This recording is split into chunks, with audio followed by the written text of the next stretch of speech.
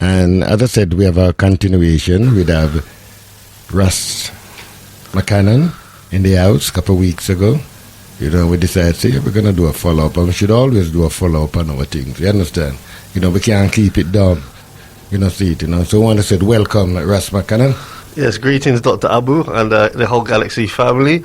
Thank you for having me back. Had to come back after last 2 weeks ago. We had an epic show.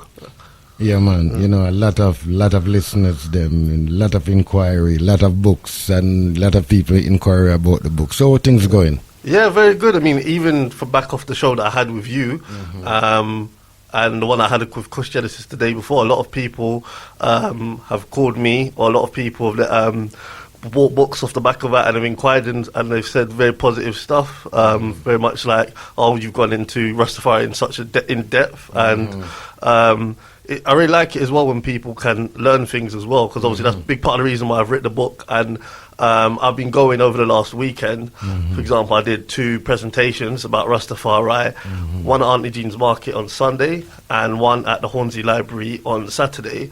And that's really what I'm doing with this book, whether it's through radio shows or I'm going into places, whether it's libraries, whether it's exhibitions. I was at the reggae exhibition 2 weeks ago in the Chestnut Community Centre. And where I can do a presentation so people can get more of an insight about Rastafari as well, and spreading the works, because there's a lot of misconceptions about Rastafari, and there's a lot of information that needs to come to the forefront. So that's really a big part of the reason which has inspired me to do the book. So book sales are going really well. As you know, I'm going to Gambia in a couple of weeks' time, so I've got limited copies left. So yeah. We never know, you may find a publisher down there in the Gambia who decide to just print some more for you. Yes, yes. Know, because they are printing press in Africa, Yeah. A lot of people doesn't know that. A lot of people leave from here and go there and do their printing and certain things. Yeah, I'll definitely be interested in doing that, because obviously as I go to the Gambia, one of the things that I've planned to do is obviously spread the works and to educate the people there about Rastafari, because they're definitely interested into it, and I've seen there's definitely interest in the cultural elements. But even when I was in Gambia, I've been twice to Gambia in the last 6 months, just reasoning and talking to people, they were very much interested in Rastafari and Pan-Africanism. I would say more so than a lot of youths are in England. So, and the consciousness level, I felt a lot of that when I was out there from having these kind of conversations as well. So, yeah, they're definitely willing to know more about Rastafari. Yeah, and sometimes it's good to reason with the youth them, because sometimes them have the wrong concept of certain things, you understand? So by reasoning with them, you understand, to realize that, you can point them in the right direction. Yes, you definitely, understand? Because you can see the kind of stumbling block even here, where you try to even reason with certain people, but just because they're set into a certain way. Yeah, well, as you know, for example, if someone's followed something for 40, 50 years, and then you come in now with new information, sometimes it's difficult for people to then change their mindset because they've been following it for such a long time. It's not an excuse. I think that sometimes traditions, we need to really reevaluate things, and that's very, very important. So we can't stay stuck in to traditions or concepts. We can, to some extent, but we can't. We've got to give credence to new ideas, or when new information comes and new interpretations that comes. So even just on a basic level, there'll be some things that have been passed down to me from could be parents, which I could follow, but there's some things that could be passed through traditionally, which I wouldn't follow. So, for example, it could be just going to church on Sunday. There's a lot of people out there that just go to church on Sunday because it's a tradition. Yeah, I'm not going to do that just because my parents made me go, because I've got more knowledge that's coming to the table, like praying around the dinner table. I'm not going to set prayers around the dinner table. Maybe it was done for our parents or previous generation, but this is just an example how traditions and reinterpretations need to come about. So even in Rastafari, what we need to understand is that there's new information that's come to the table now, and it leads to new interpretations. And it even could be even a lot of the works that Haile Selassie's done that we can look at now, because at the time there wasn't, in 1930s or 40s, there wasn't the autobiography of Haile Selassie. There wasn't as much information as we know. We can get accessible to documentaries, books, DVDs. So there's a whole wide range of information that's available. So then, based on that, we need to re-look at what information we have now, what Rasta was doing then, and for us to evolve how we should move forward and what we should continue with doing. What I find with some of the elders is that even with selling my books, it's like, for example, and not just with Rasta, just elders in general, it's like, well, I've been around for this time, or I've acquired this information, so I was around Rasta, so I know a lot about it. But that's not necessarily. You may have been around Rastas for 30, 40 years, or not even Rastas. You may have been around something for a long time, but it doesn't necessarily mean you know about it properly, or it doesn't necessarily mean that you can't learn something about it. My job that I do before I left it was sales. Yeah, I was the best seller in the country in what I do. But I was the first one when it comes to doing training, when it comes to finding out new information. If new starters come, I could take something from a new starter. I always wanted to stay top of my game. And that's something that you should have on life. You need to understand, even if you're Rasta, someone's written a book. Okay, let me take a look at this book. Is there something that I don't know about it? Is there something new? Is there another understanding that you can get? And it's not even sometimes it's not even to always necessarily just convert someone or change them, but just to get that understanding of another perspective, or for them to acknowledge more information when it comes. I think one of the biggest problems you're gonna find with it is when you start to make critique of the Bible. You know, not say you critique it, but Yeshua once said, we shouldn't really use that for our bearings, our compass. You understand? Because we were before even all of those things, Yeah. And that's why I like with the iBook, because, all about nothing. Yeah. You give us grass to go and research ourselves. Yes. You understand? And that is what some of us are afraid to do, because, you see, tradition can cause us to make our past disable our future. Yes. You understand me? Metaphorically. Yeah. You understand? Because if the thing them that you're stuck on, cannot open a door, but that keep you by the door, then it's full time you wake up and get the proper key. Yeah, and I think that's why we have, I think not just in black community in general, one of the reasons why we are struggling, because, and I don't want to say everyone, but there's, like, for example, with some of the elders, it's difficult them to come out of, obviously, some of their ways.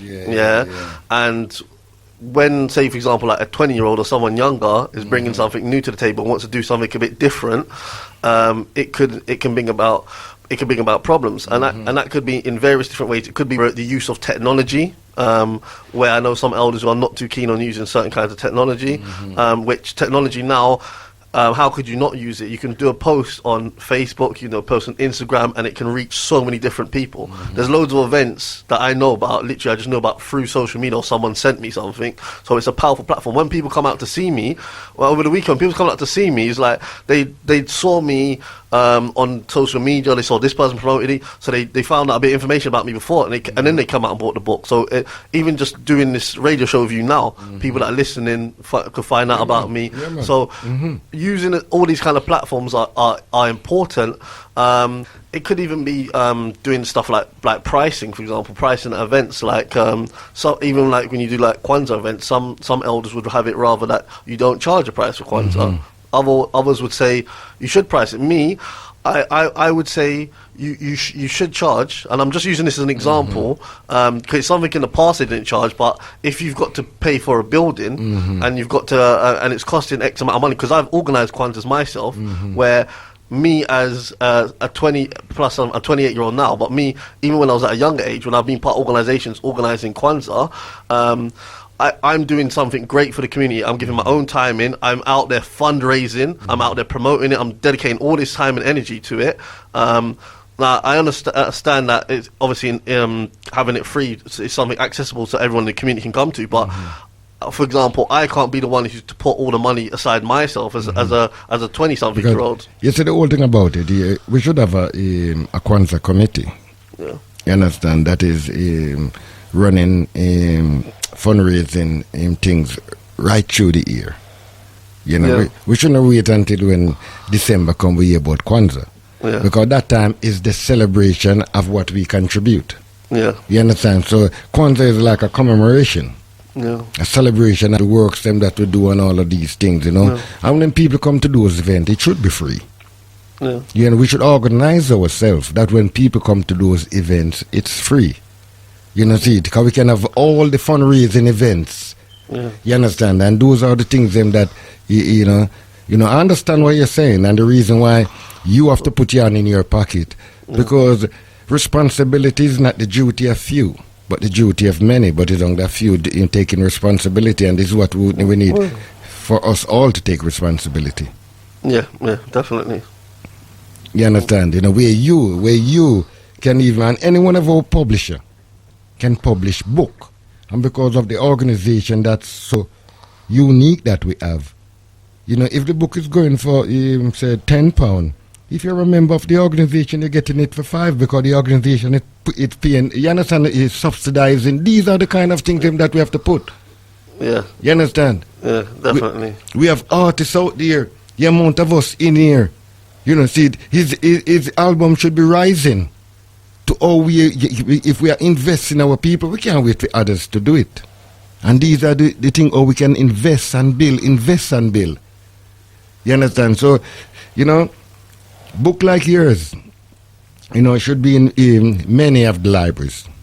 Yes, I'm hoping for that. I've spoke to the lady who's in charge of purchasing the books at the Hornsey Library, and libraries in that area. So she's going to be purchasing books to put in about 9 libraries.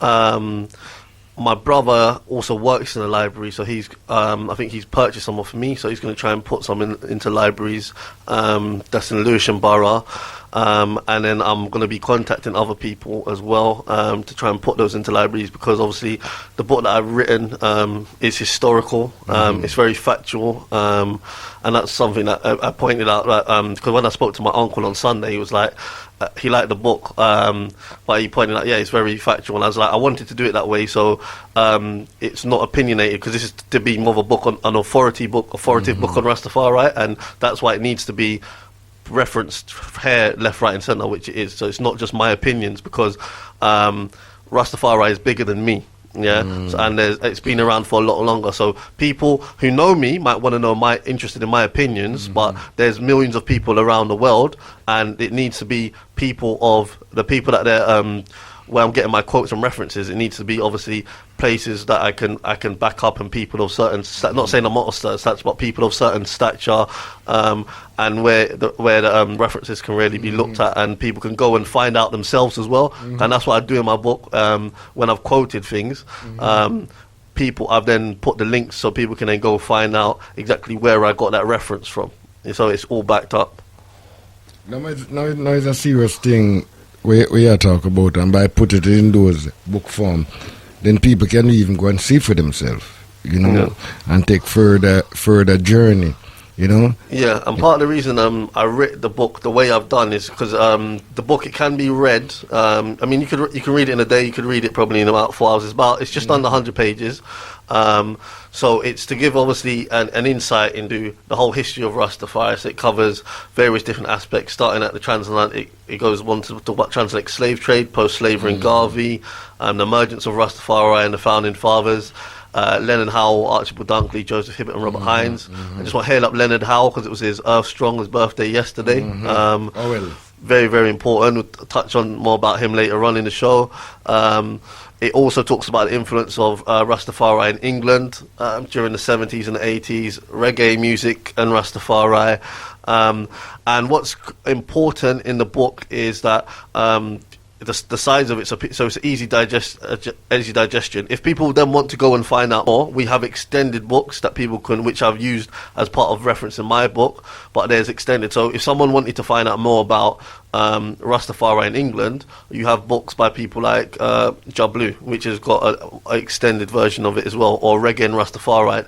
There's other books that you can look onto about specific parts of Rastafari, but this has got a background of everything, and it's unique in a way, as we've pointed out on both shows, in that a lot of Rastafarian books, they've got Bible quotes in there, or they're from more of a biblical perspective, whereas this book is from a natural perspective, from the likes of, I'm really inspired by Mutabaruka, so it really points out Rastafari from a natural perspective beyond the Bible, and then it gives reference to why Rastafari should be looked at in that way. Yeah. As I said, you mentioned Mutabaruka, and I have to applaud him. You understand, to stand up, beyond the tradition. Yes. See it, because a lot of man, because of the tradition, I hear man to, Muta is not a Rasta and all of them things. And I said, that's how a Rasta man really sound like, because a Rasta man was a universal man. Yes. You understand? A Rasta man wasn't a religious man. Yeah. You understand? It's later on I hear these little religious thing them. You understand? And it what it do? It weaken. It weaken the purpose. Yes, the consciousness. Yes, it weaken it blood and it make those, because I'm telling you, I've seen man where all dep on cocaine and I say he's a Rasta man. How can you dep on coke and I say he's a Rasta man? Rasta no deal with that. Yes. We have to be real, Aya. You understand? Talk about the thing them that Rasta stand up and you can't do that with a tenants in your hand, junk out of your head and talk about in Rastafari. Yeah. A full time we wake up from these things. Yeah, I mean, even if we look at, that's where we have to go back and look about how Rastafari started. It was really, at the time, was really coming out of Christians. So a lot of them were Christians, and they took it into Rasta. That's why the Bible influence was there. Yeah. And again now, evaluating why it was used, where it was there, more information has come to the table. Like even a lot of, say, Rastafarians at the time, whether it's in the 30s or 40s, again, because they didn't have a lot of information about Haile Selassie himself, a lot of the information that they used as reference comes from the Bible. Where now, for example, if a man wants to get a good understanding of Haile Selassie, I would say read the autobiography of Haile Selassie, Volume 1 and Volume 2, because that goes directly to the source, because that's the words of His Majesty himself. So even that, like the contributions that Haile Selassie made later down the line as well, for example, now we can look at that and say, yes, His Majesty did this, His Majesty did that, and we've got the documentations to prove it. So I understand why some of the elders did it at the time, because it's all they knew. They didn't have access to this information, so there wasn't as much books available, because even in Jamaica, a lot of black-owned books were banned at the time, and the Bible was really one of the only books they had pertaining to life and God, and because obviously the Africans coming out of slavery for 400 years, and Christianity being given to us during that slavery process, it was still very much embedded in the mind. I mean, Jamaica wasn't independent until 1962, so they still had the whole colonial mindset mentality. So it was like one step coming out, yes, and acknowledging a black king or black God. But then the full liberation comes now when you really move beyond the Bible, and then you just cite it from a natural perspective. Because as Rastafarians, we are Pan-Africans. I mean, to be a Pan-African, you don't have to be a Rastafarian, but to be a Rastafarian, you have to be a Pan-African. And to be a Pan-African, we believe that we must put all our differences aside, and Africans, regardless of whether in the diaspora or the continent, we should come together for common goals for the upliftment of African people, whether it's spiritually, culturally, politically and economically. The only difference is that we put an emphasis on Haile Selassie as well. You see, when I remember Walter Rodney, I don't know if you ever read Walter Rodney book, Grounded with the Brethren. You understand, And if you understand, what he was doing, he was just like what you were doing. You understand, and because it's not coming from the religious side, that Eurocentric side, That's even why they even ban him from there. Because you know that he was banned from Jamaica. Yeah, he working, got banned, working with the true Rasta. Yeah, true. You have to understand the politics. You know, see it. You know what they do. You know, there's a big checkmate that take place in the 70s. You understand? When you have a coup, you know, and then bring out this kind of what they call commercial Rasta, these one love Rasta. Instead of the groundation, the foundation, and they'll promote that. It's something where Wazungu them will promote, and that's why you see the confusion is here, blood. Yeah, I think when you referring to like the One Love Rastafari, obviously that's something which is Rasta's already been watered down. So if you look at say the original Rastas like Leonard Howell and how Rastafari used to be, they were militant. Yeah, they were militant. So death to black and white oppressor blood. Exactly. You understand? And if you read like books like the Promise Key, which Leonard Howell lays down a lot of his views in there, for example, and he talks, and I recommend any Rasta that haven't read the Promise Key to purchase a copy of it. In that book, for example, Leonard Howell talks about various different things there, and he mentions how Christianity was really used to as a trick to really pacify us as African people and to hold us back. And one of the things that he was fighting for was to come out of Christianity. And so, I mean, Rasta has changed as time's gone on. It's been watered down, but a lot of that's down to, I'd say, the mainstream, the influence of it, whether it's through the media, message has been changed from even one love, from peace and love to one love, and Rastafari, when Rastafari came, it wasn't about necessarily one love. It was about love for your African brother and sister.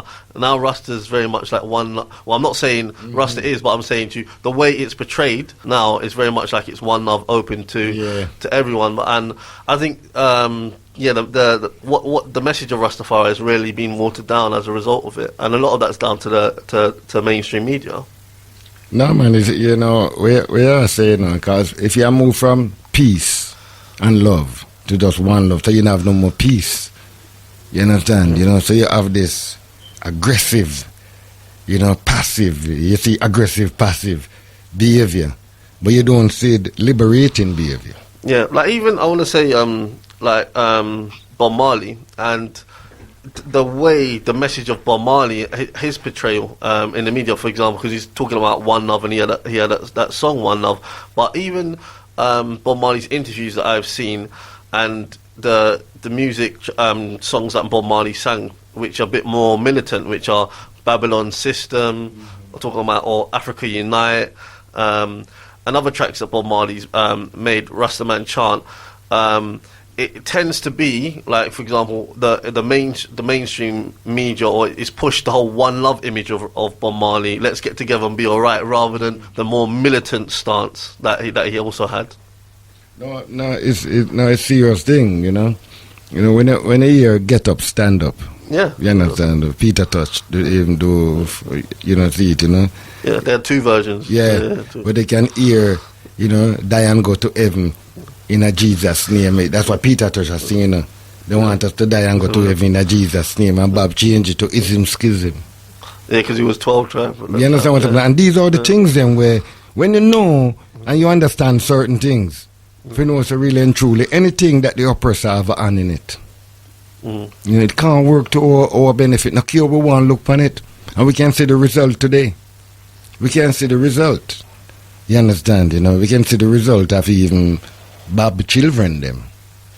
You understand? If you do understand the whole psychological thing, say if you're talking about African liberation, but your liberty is different. So these are what we have to look on, because these are evidence in front of us. And we can make tradition and these little things them in black in the fact that's we're looking at. Well, exactly. So that's why I say they have to rise up, man, like Muta. You understand, because it's like a one man among so much of his own. We're afraid to even let go and see what the brother is saying. Yeah, and a lot of people, I've listened to obviously a lot of his shows, and they call in and they dismiss his views and they say this, that, and the other. But it's also important that we realise that there's always been Rastafarians that haven't used the Bible as well. So even though a lot of them, and I'll say probably the majority, have used the Bible, so Muta's perspective of Rastafari, that's been around for a long time as well. Like even the show that you was mentioning. Was on 2 weeks ago. You were saying that the Rastas you grew up in Jamaica, they went into the Bible. No, it wasn't yeah. good. Yeah, so that biblical stance, so that the concept of Rastafari, the Bible, and I've known Rastas for a long time that haven't used the Bible as well. So the old narrative, that's why I was playing the Max Romeo music, giving them back the King James version. So why would you sing something that if it wasn't a social commentary amongst the people? It was big in them time, Virgin, in the early 60s, a lot of them were even tell you about Rastafari. Where were they in the early 60s on that rock? As a little youth growing up and see certain things, that one can't take away those things from what you experience. You understand? I read about it. I never learn about Rastafari on vinyl record and them kind of concept. No. You was there amongst them. You smell them, you taste them, you feel them, you see them, everything that senses. So when you come to a place like this and you hear other things and it doesn't click. You know, see, I don't care how much money you give me, I don't care how much material you have around you, it doesn't click. Yeah. You understand? And this is where we are today, because some people think that really you must just bow to certain like a principality. But you have to respect the fact. I think that's it's important what you said, because and kind of alluding to what I said earlier, because someone can be into Rasta for 40, 50 years, yeah, and someone could just come into it, just come into it for a year, or just come into it yesterday. However, depending on what that person that's just come into it, his philosophies, his principles, and how he's living his life, and his works that he's doing, he can be more serious, a Rastafari, than someone who's been looked at it for 40 years. We have a caller here. Rise up, Sister Anita. Rise up. Rise up, my brother. Give thanks. Oh, my brother, it's beautiful listening to this discussion. I'm telling you, it's really eye-opening. And I hope people really listen closely. Because, my brother, you're so spot on. I see that the Rastafarian movement, for those who came to this country, did not fully understand the Rastafari movement in Jamaica. And they took it on. And honestly, they have messed it up.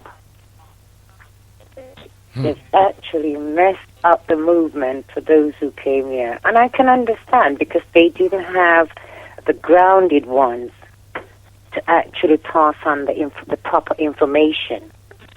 The spiritual side of it, that's it, they lost. And it just became a fashion. Entertainment. Yes. And we start to follow the entertainer, think that they are the prophet of I it. lost respect for those who hear. Even some of the older ones who should have known better, but it goes to show they were not grounded.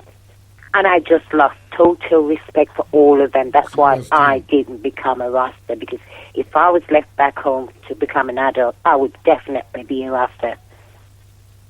And I would have lived, because I love those people. I respected them to the ground they walk on, because who they were, pure-hearted people. But if you look, Sister Anita, I remember that a lot of the young people in where they come up at that vibration and depend, until they reach going to the workplace, who control the workplace, you can't bring that behavior here. Yeah. That is what's going on. That's why when I tell a man that, no Rasta man come to foreign. The young student of Rasta come here. But, some of them did. Some of them did cut their hair off and travel. You understand? The ones I knew, most of them went to Canada and America. You see it? But what I'm saying that the one them, because even some of them were cut their hair and come here. See, they wasn't all into that. Because, remember, the rest of them never in a year material things, film thing are just Africa. So him now come here, Europe, and rather go straight to Africa. What I'm trying to do, those were students. Yeah, just to come here. They would rather stay back home. Students. Those that cut their ear to come here were students. Yes. You understand? And some of them never grasp the full essence of what they really have. And when they come here, in this society, make it easier for you to forget the reality and give us the fantasy. No, it's not even makes it easy, my brother. They tell them straight, we don't want it. That's it. So therefore, they drop the spiritual side of it and take on the fashion side and the music, the entertainment side, and forget that what is really behind it was the movement to return home. The militant side of it was totally swept aside. When you have man like Brother Keith and all of them man that we used to write the lyrics and pay certain artists, man used to pay certain artists to go on stage and sing these Rastafari music, sing these Marcus Garvey music. You understand? So it's not the artists and sometimes even write the song. And man just say, well, just grow some natty, man, because, and just flash the locks and we can't drop and all of these things. Where come talk about? And we come and we fall into the fashion. Really start losing respect for them, and on top of it, when they bring everything, they open their mouth, you hear the Bible being quoted, and I'm saying to them, listen, Rastafarian have nothing to do with the Bible. You're just using the European Bible, and you're bringing Rastafarian into disrepute. Well, in Makonnen, yeah. Yeah, I just want to come in and say now. These need to be. Sister Anita, Makonnen wants to say something. Go on. Now, obviously, just like there are obviously some Rastafarians that lost their way, but there's also the other side as well. So there's a lot of Rastafarians that I know as well that have still kept the true African side and the African spirituality. Now, what I do understand in a way how Rasta kind of changed when it came into England. Not that I agree with it, but because of the environment that we was in, the hostile environment. So I can see how it happened. But I think the thing that more than anything frustrates me is that the fact is that the Rastas, a lot of them in the 60s and 70s were different than the original Rastafarians. Now, when young people come now and try and show them something different, they don't really want to take it. They want to assume like they're the original Rastafarians and that you can't show them anything. You did so much. Yeah, those who claim they're the original. Some of them they're funded. The original as well, because a lot of them came out of the church. And they took that teaching with them also and corrupted. One of the main things where we have to look on, right, is when, because as I said, I grew up to hear Christian telling the Rasta man that you're going to burn in hell. And all the Rasta man answer them back and say, peace and love, brother. Yeah. No fire. These men that we here say fire for you and all of them, these are from the Christian doctrine. You understand? And them use it back. You know, see it? Yeah. So when I try to tell them, I never hear them, they come from those Rasta, man. You know, see it? I hear it coming from, I call them personators, blood. You understand? Because no man, no true Rasta man walk out on the street and a woman and said, I am a Rasta. No, the actions speak for that. Louder than words. Any man you go amongst, and that is the word them that I hear in England. Man, I come in front, I say, well, you used to make me a Rasta, I say, but they don't know that in my mind, or in my head, in my thoughts, I'm saying to them, no, that's an imposter. That's a personator. I learned to keep quiet and just observe. I tell a Rasta by their action, not the words. It. You tell them Rasta, true Rasta, by their action. Yes, yeah, go on, brother. Yeah, I understand. I mean, people don't need to know that you're a Rastafarian. Some people obviously want to flash out or they want to be proud, obviously, because they're African. They want people to know about it. If a lot of people looked at me and they saw me, obviously, if you don't know, I look like Haile Selassie, but I don't have dreadlocks, yeah? So a lot of people who don't know a lot about Rastafari, if they saw me at first sight, they might not think I'm Rastafarian because like Ethiopian. Yeah. Yeah, that's what I'm saying. Yeah, but it's a bit of understanding, but obviously who knows needs to know. Like, for example, people that are obviously close to me, whatever, know that I'm in Rastafari and I explain it and I say a lot to it. When I go to work or places, white people in there don't need to know about it, and we also need to be strategic as well. Like, for example, we don't need to give all our cards on the table, so that when we do hit them, because we are in a war, when we hit them, they don't see it coming. So that's very, very important as well, because even a lot that gives them something to discriminate you against. What I'm trying to understand, right? You never hear them man they talk about Selassie no and all, because they don't know. All of these talk, you talk to a man about certain things, and I kind of want to say, boy, Selassie, no, and he want to kill the argument. And John know. No, what do you know? Every time you talk to boy, John know. But what do you know? And that's where we get the block. Yes. You understand, you know? Because it's how you get information. It's how you use information. Yeah, and I just want to say that's very important as well. I want to say even the dreadlocks, yeah, because a lot of people don't. A lot of Rastas know, but a lot of people that are outside of Rastafari don't know. Yeah, that not all Rastafarians have dreadlocks. The original Rastafarians were not dreadlocks. So my actually argument is that if the original Rastafarians were not dreadlocks, and I'm following the original Rastafarians like Lennon Howell, and the most important people in Rastafari is Haile Selassie, Marcus Garvey, and Lennon Howell, none of them have got dreadlocks.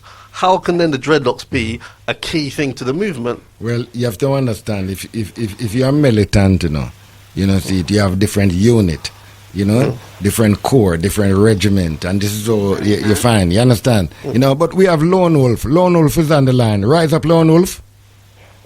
Rise up, Dr. Aboo. Aye. Rise up, Ras. Rise up. Rise up, King. Yes, aye. Listening to you, King, and it's kind of difficult and hard, Because on one hand, it's like we get a beating.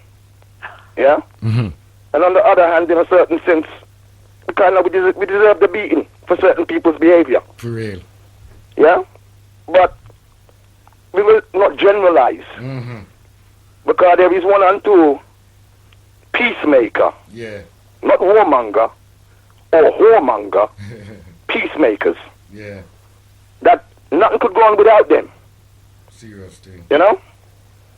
And really, I hear you talk about vinyl Rasta and people over here don't know nothing about Rastafari, but there are certain people who have been students from way back when. 79, 78, 77. That's it. Yeah? Now they're different. Let's be real clear about that, because the grounding what we got, a completely different grounding. That's it. Yeah? So when we hear about vinyl Rasta and the beating we have to really stop generalizing, The Rasta coming in the 80s. Man, they are being gay. Reasoning. Them Rasta, we call them cover Rasta. Yeah? Because they came under cover of something else.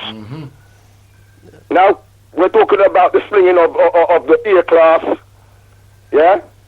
We're talking about, the usual gangster behavior.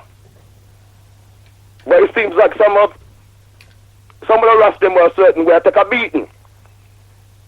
And as a Rasta, I don't push myself on people, and I don't push myself on people's picnic as well. Yeah. I kind of feel away. It's a generalization. And yeah, I'm not supposed to feel away, but being Rasta from the age of 11, and I know some Rastas Rasta from 9. Yeah, revolutionary Rasta from 9. From the pressure what they received. I do feel away. Because the 40-something years of having people's mother run me down, yeah, have people disrespecting, practically spitting on people, and to know that you have to overcome all of that, and you have to do good for people, and their youths, and their youths as well. And if it wasn't for the principle of far right, maybe I would be a different character. For real. Maybe I wouldn't handle people a certain way if it wasn't for the principles of far right. So there is a balance in this. I'm not a zealot. I would push it on people. No. I keep my religion within my own temple, within my own four walls. Your action, attitude, and your behavior. Ross Makonnen want to say something to you. Yeah, I do think that is a fair point, and I was kind of touching on it a bit earlier, that we also, there's two sides of every coin. So there is obviously a generalization, but then there is Rastafarians as well that have contributed, even white Rastafarians that I know that have contributed a lot and have really maintained the African spirituality, and they've gone through a lot, and that I've learned a lot from. So there's also that. And even when I've done my presentations, I've highlighted the contributions that Rastafari has made. And we all have to respect Rastafari, regardless of your background, whether you're Christian, Muslim, Pan-African, whatever, because Rastafari has contributed so much to the African liberation struggle. In whether it's in England in the 70s and the 80s, whether it's in Jamaica. Remember, you couldn't tell, even to this day, telling a lot of Jamaican people that you're African. You said the reality is this, right? Rastafari biggest enemy was Christianity in Jamaica. Yes. So that makes sense. We are come pretend like said, the biggest enemy of Rastafari was Christianity, blood. Yeah. You know, see, it murdered them. It threw them out of the house. It mash up family and all of them. Why are we come here, pretend in this 2019 and I come listen to these people who don't know the reality? That's the reality. You understand? Can I just say, yes, go on, Aboo and Brother Wolf, can I just say, this is why I made a statement that you can tell Rastafari, I can tell them by their action. You only need to stand back and watch. And I don't need to ask Brother Wolf if he's a real Rasta. I can tell. I've never met him. And this is why I made the statement, I can tell who is a true Rastafari by just watching and see their action. Those who want to be the Renter Rasta, you can tell them by that way as well, by just observing and watching their action. And that's how I learned to tell the difference in this country, who's true and who's not. I understand in a certain sense why we get a beat in a certain way. I do understand that. I'm not going to turn around and say, well, boy, because there's been a letdown. And that letdown, there has stifled the young people coming up. It's like we can't bring them into the whole movement, because the young people will look and say, well, boy, he's a fraud, he's a rascal, he's a so-and-so. So I understand how you feel. But I'm just saying personally, it's like we get the beating. And I can't even turn around and say, well, why are you doing that? Because I can see why. I can't be that blind. But as I said, by your works you shall be known. Aye, now you touch it. The good that you do shall live after you. Yeah. And by your works you shall be known. No, exactly. Yeah? But, my brethren, I can't say much more. Well, give thanks, Lone Wolf, give thanks, Just I defend my turf, Dada. Aye, my brethren. Rastafari. Rise up to Lone Wolf. Sister Anita? And, Brother Aboo, what I find worse is now that I often see loads of men in this hairdressing shop near where I live. And they having what's his name called, the twisty hair. And it's so widely spread now. And I just look at them and I just smile and just shake my head. And I just, I've been in there a couple of times and asked, the people having their hair done, are you a Rasta? No. So I said to him, it's become a fashion now, is it? And that's what... Because this is what a lot of them is doing, using it as a fashion statement. That's why we have to see beyond that, Makonnen. Yeah, and I want to touch on to the point that Lone Wolf made about the generalization of Rasta. And a big part of the reason why I've written the book is to dismiss the generalization of Rastafari, because, again, as myself, as someone who lives by the principles of Rastafari, who does the actions, anyone who knows me, will be able to tell you that what I do in the community, how committed I am. So as a true Rasta myself, when it gets generalized and people say this, that, and I do feel a way about it myself. And the part of the reason is to educate people. And some people, particularly young people, they might not know any of her because they don't have a full understanding of what Rastafari is and what the principles are. They just because how they've been educated, or maybe they're a bit ignorant, they may just see someone who looks like this and assume that's Rasta, or they've heard about this from somewhere, but they don't have a real full understanding of what it is. So having a book like mine, The Rise of Rastafari, to give people an actual full understanding of what Rastafari is, particularly the young people, and going out and doing presentations is very, very important. Yeah, very. As I said, we don't have to lie to have an history. And this is what we make up stories. As I said, I listened to an interview with Rita when Rita said when Selassie come to Jamaica, she said the nail print in his hand. These are some serious things, You know? Yeah, I think that happens. Obviously, people try to make it greater than it is. And I've heard stories of even when His Majesty landed, and other stories at lines that. But we don't need the thing. We need to realize. Rastafari is beautiful the way it is in a natural state. We don't need to make it anything outside. When I refer to that as in biblical or make any stories up, because Rastafari was created because of our experience of being taken out of Africa, brought to the Western world, and we lost our culture, identity, traditions, and everything. And then we created the movement ourselves. Like a spark. Yes. Like a spark. And that's really the beauty of it itself, that we created this liberation movement, and we had that consciousness to know that within ourselves that it's not about worshipping the Queen of England, it's not about worshipping this white Christ. If we're to put any picture on the wall, it's got to be a black image. If we're to look at anyone as our heroes or martyrs or a concept of God, it has to be as an African, because we are African people.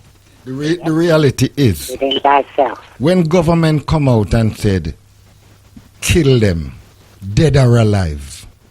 You understand what I'm saying? That when I look on it, the whole authorized society was against this movement, you know, that come to open the eyes of the own people. You understand? The very same people that it come to open the eyes is the same one them that were shutting it down, because they never know. You know, see it, you know? The only friend Rastafari did have is children and old people. Old woman. We have to deal with the reality. I think, as we're touching on, the persecution that Rastafari has faced, I think that's been a big result of how Rastafari, the message has been distorted and watered down.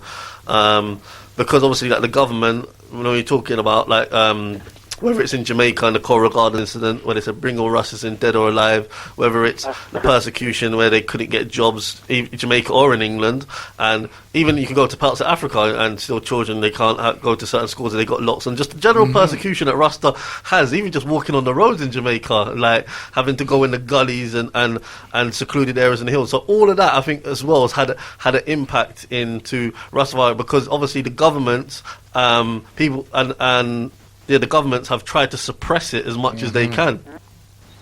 Yeah, man, because you'd have a lot of the Rasta camp. Devastated Jamaica.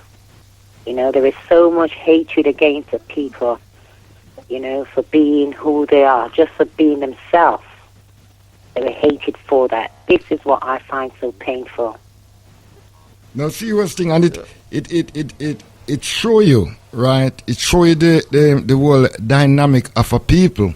We never even planned no form of terrorism, although they were terrorizing. And the propaganda that was against the Rastafarians by people of Jamaica, who Rastafarians didn't do anything to them, but they just had, because they were in a certain colonial minded Christian. Yeah. Just imagine you work at a place and I wanted, if I caught you hanging out with those people, then you won't have a job. You know? A mother tell the daughter, then if I see you talking to that. These are the things them that used to go around, blood. You understand? It's like one wake up and said, you know, just imagine, you come to your father and said, why, may I deal with Rastafari, you know. And he said, no, come out of the yard. Don't come back in here, just one man. Out of the district. You understand? Come up here with a little African mumbo jumbo and all. That's what they used to say. Yes. And I've had to even, I've come across this, and I've seen it in certain families. But even like me coming up as a young Rasta now, when I remember I had an article that I read. It was about the history of West Indies cricket in a Rastafarian magazine, Just Jar magazine, and then I showed it to my nan. Both my nan, grandparents were very anti-Rasta, but my nan saw it. And then my nan, when I spoke to my nan first, she wasn't like congratulations, she was like, those people are bad people, this people. She had said all of this, and it's like, at a point I was like, why is she saying all this? Because all the Rastas that I know were all people that were generally that were people that I got uplifted from, or they'll give me positive vibes, or I could have good reasons with. So Rasta to me was always, in the Rastafarians that I knew or was around, was very positive. So the first herbalist, them, you know. And what you call herbalist, doctor, roots, man. Those were the man. We make the roots where man get all themselves poison a town and man have to run go all a country go seek them the man they make all some herbs that they can clean up themselves blood. You know what I'm saying? In them days a lot of people used to get poison at the bar, you know. Yeah. Man snip all cornmeal in your white room and all them things. Actually you don't know some things where people them go through blood. Under colonialism, bad mind, jealousy. Come remember, you know, we under the man instruction for so long. We come out with the same behavior. You know, bad mind, jealousy. We pick it up from the plantation. You know, I've seen man working for those man, what they call Bakra man. And Bakra man used to tell the man to take his effort and go make Mr. John Bull jump it. You know, but if he go to Mr. John, he have to pay a whole heap of money. So him get the man to go and do it, and when the man get caught now, him fire the man. Say, look, yeah, these are the kind of thing where them play. And them do it. You understand? Send all the people them because steal other people things. You know, to suit their own. And we think get caught. They not get caught, blood. You know? And Rasta come up and say, oh, I not deal with that, blood. You know, see, definitely said I not deal with that. I see man come with money. And I offer the Rasta man them in a certain man say, man, hey, take your money, man. I don't need it. Man, I'll bring all, you know, clothes, latest clothes from foreign. The man said, no, I don't need that. You know, see, those were the set of people with principle. They had principle. Hey. Most definitely. They had great principle, my brother. Not these little tight jeans, man, them and this rap here, or you see I go on to the blood. Because a lot of them, you know, a lot of them, this demand them in the hills even help them to even reach foreign. Ask many of them if they ever go back in the hills and support none of them up there. Brother Aboo, have you not also noticed that the principles that the Rasta have, that the ones who were Christians, they had no such principle? None. They were totally void of any principle at all compared to the Rastafarians. And that is why I love those people. There are some sisters, some women. And you see, the women feel it most, you know. Yep. You go and do the study of Rastafari in Jamaica and say, who feel it most? Just imagine you're a young sister, seek Rastafari, and get run out of the house. Yep. You have to down by the riverside in a camp where they make these things out of bamboo and all of them things there. You know, see it? And dwell down there. And develop, and all have children. Become their own midwife and all of them things. They're not like these where you see here today. You understand? People with principle. You know? I've seen sister turn to Rastafari, and it's her sister where go foreign and thing, help to support her. Yeah. Sometimes it's some of the siblings them, and because of the land and the will, some of the siblings them turn against their own sibling. Yes. We have to look on the reality. I come to people with them little catch a fire thing. You know, it's not catch a fire, it's a reality, blood. This is a reality. I have an uncle in Jamaica now, he's around 80 odd. He have to wrap his locks around him neck must around 3-4 times to walk. You understand? That's a reality. You know, it's not like the little sing jays. Because you can go up on stage and you can say certain things. No. But show me the work. Show me the work after that. I've seen those man and woman build like a basic school for their people because you understand? I think that's important now, that tangible things. Now, just like you're saying that you've seen Rastafarians who are building stuff. So for young people, they need to see the Rastafarians who are doing work. And there are Rastafarians that I know that are doing work. So the best artists, sculptures, and all of them things there. You know, I didn't know this Rasta man, he was a cobbler. Built one of the best shoes you had. You understand? Yeah. These are people, the best farmer, the best fisherman. As a matter of fact, the best chef was these people. But my brother, when I look at those who use Rastafari to make their money out of them, what I call the rent to Rastas, show me what they've actually put in place. Yeah. Nothing. They have not put anything in place. That just goes to show they're not true Rasta. Only the ones who are honest, who put things in place. The ones who just use the organization, they've put nothing in place. They use a little education. That you can say, you know, these people have used Rastafari and make money out of it, but it's only the white European woman them who's benefit from it. Look on the forgot what the woman the name from Canada. The one she used to there on Mortimer Planner. And all the research that they do and all them thing there. She's submitted now to the university in Canada. I'm making instruction that it should not be given to the Rastafari community. You know, these are documented evidence. What they do, they come amongst you and they pretend that they understand, but at the same time, they are not assisting you. They are assessing you. You understand? And this is what happened.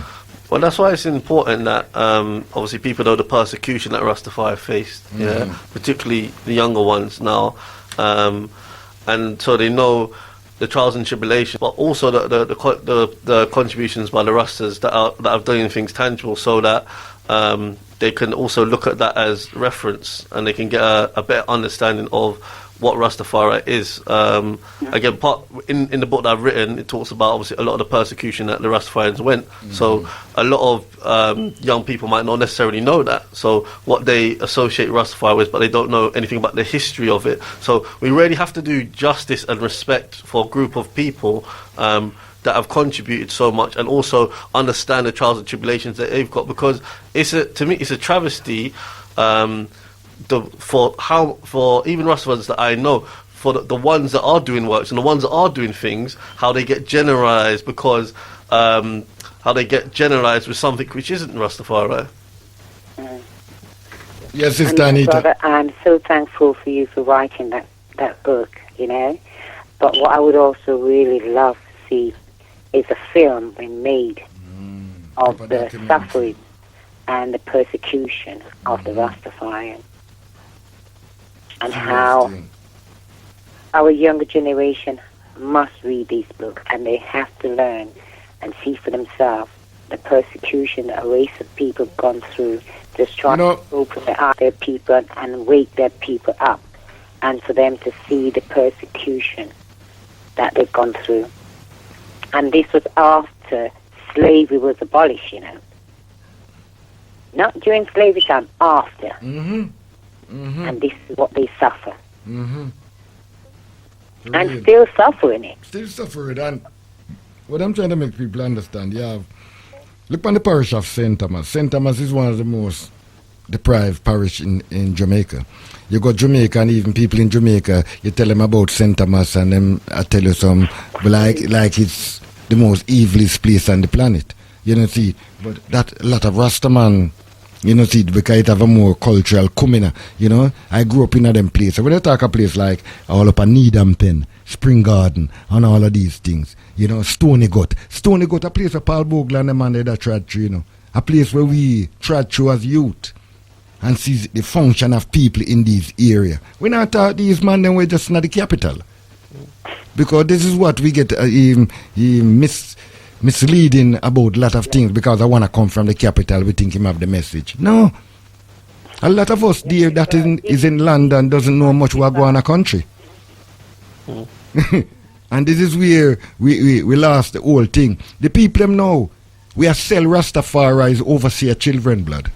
Yes. These are children of the overseer. It is a fact. Go and check it. Go and look. Do your research. But that's one of the reasons I wasn't into it. You know, I'm not lying. But one vex for them business. Kids. And it's not because you come here saying that. Ask anyone that listen, Galaxy. I even make poetry talk about what a disaster.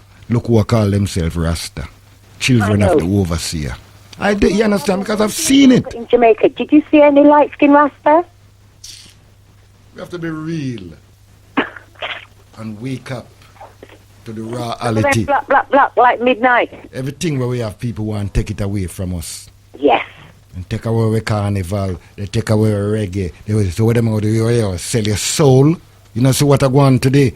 That most of the product for Rastafari come from Hong Kong and Taiwan and all of these. Imagine that. And I just want to add, because you said obviously what you're speaking about, because Leonard Howell, he was a separatist, so he didn't believe that black people and white people should mix together. Yeah, now, when Rasta come now, or not, and again, I don't want to generalize everything, but with certain Rastas now, they can't colour, yeah?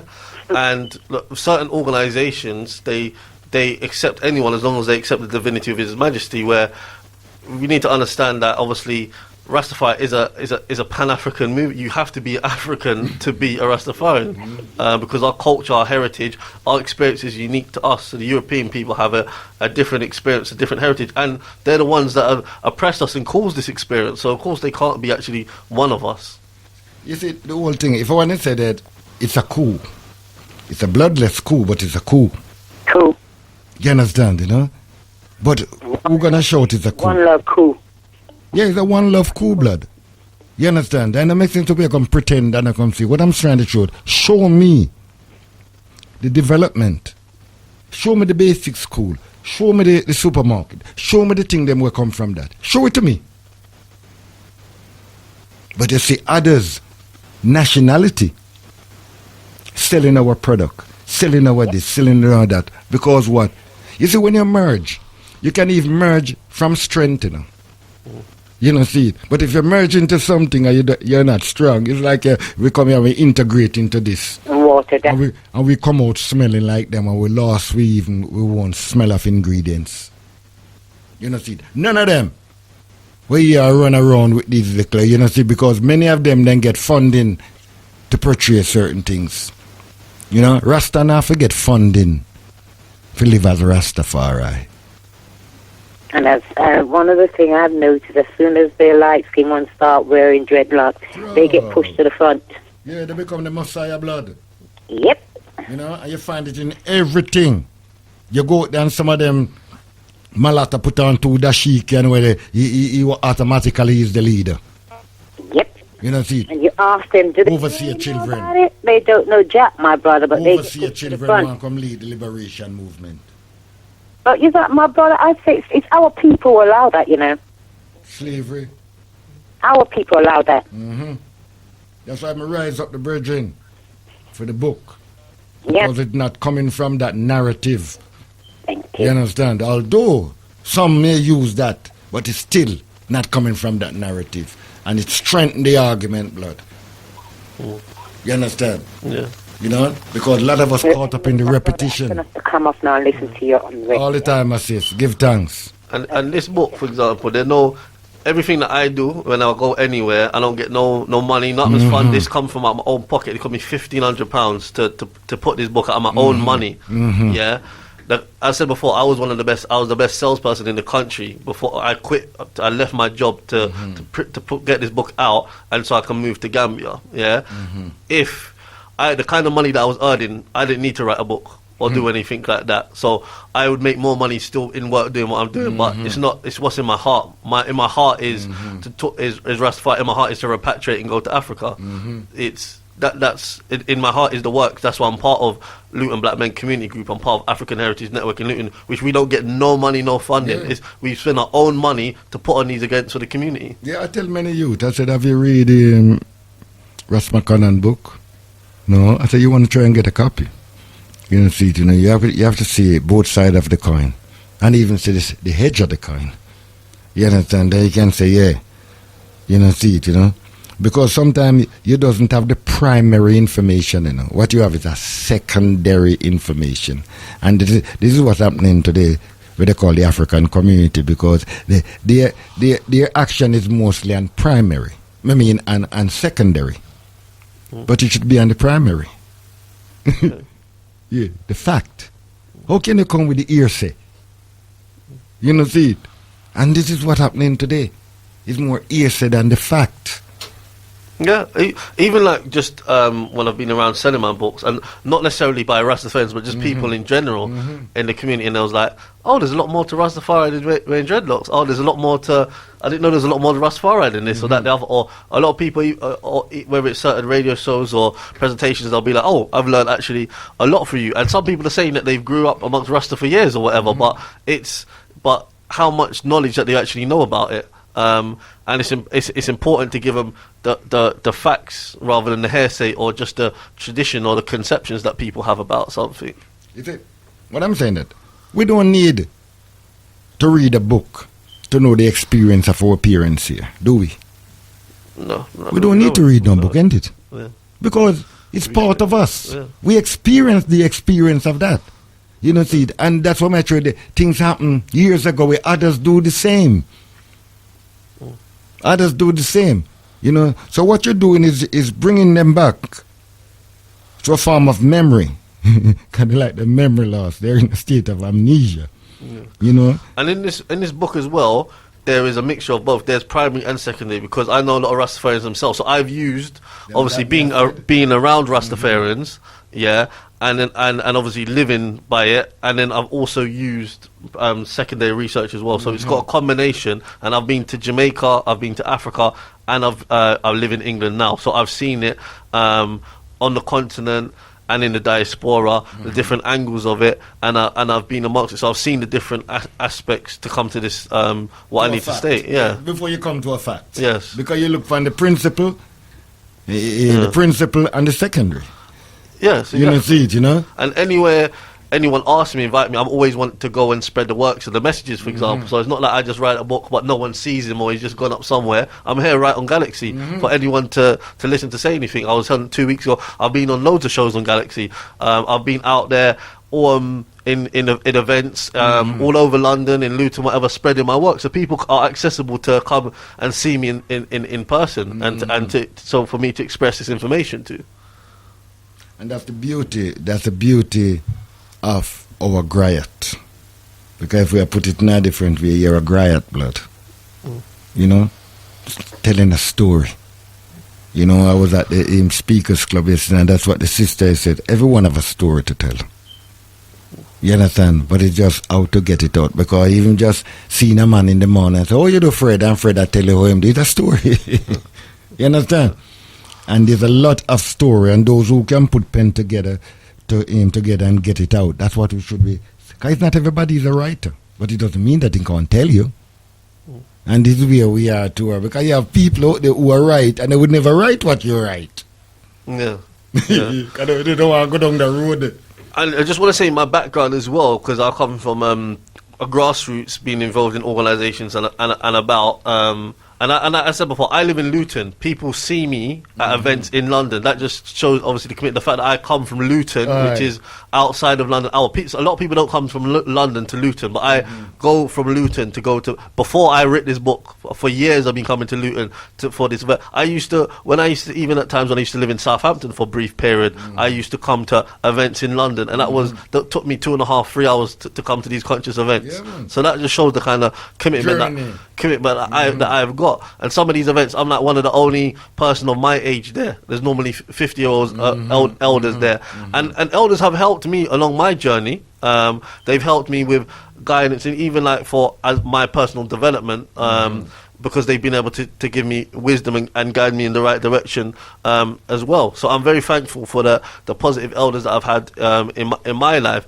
Not growing up with a father, and when I was young I didn't have a lot of positive male influence, so I'm very thankful that obviously I have had that support from the community, from a lot of males. And going back to obviously my background as well, I'm also a qualified journalist, so I'm a writing representative. I got my degree at university in journalism. So I'm not just writing from the grassroots point. I'm writing from the grassroots, but also from the academic point of view, where I'm qualified as well. The who, the where, the why, the when, the how, and all of them things they have to use up in that. And that's how sometimes, yes, when people will go university, they can get caught up, and then they can obviously go in one way and then come out the other way, and then use what they learned to the detriment of our community.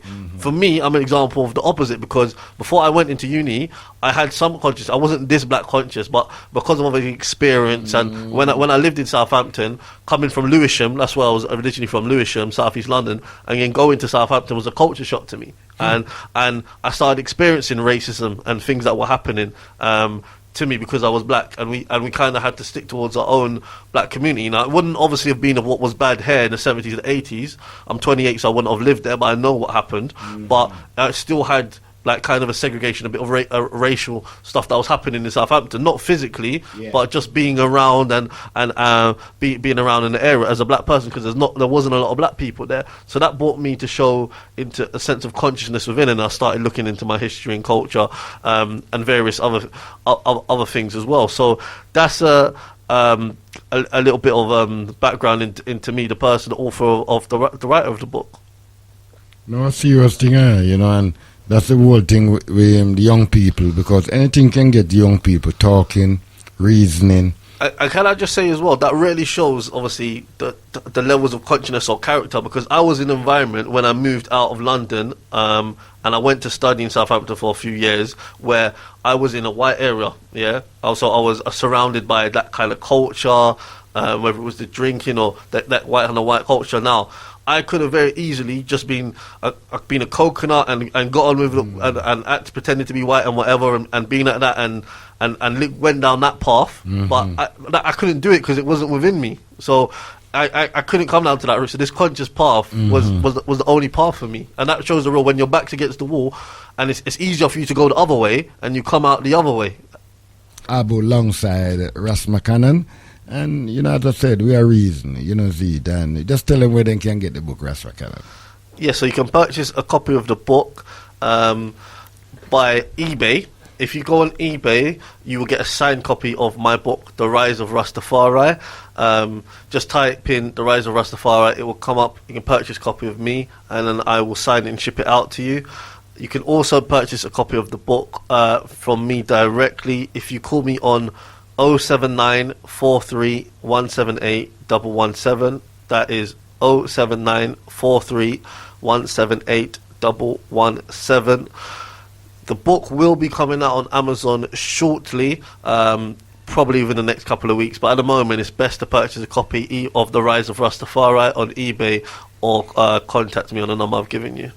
Yeah, man, that's a serious thing. And we need to see many more, because the more we write and discuss and reason, is more move the cobweb, the superstition and the dogma, and we bring more clarity, clarity to the reasoning.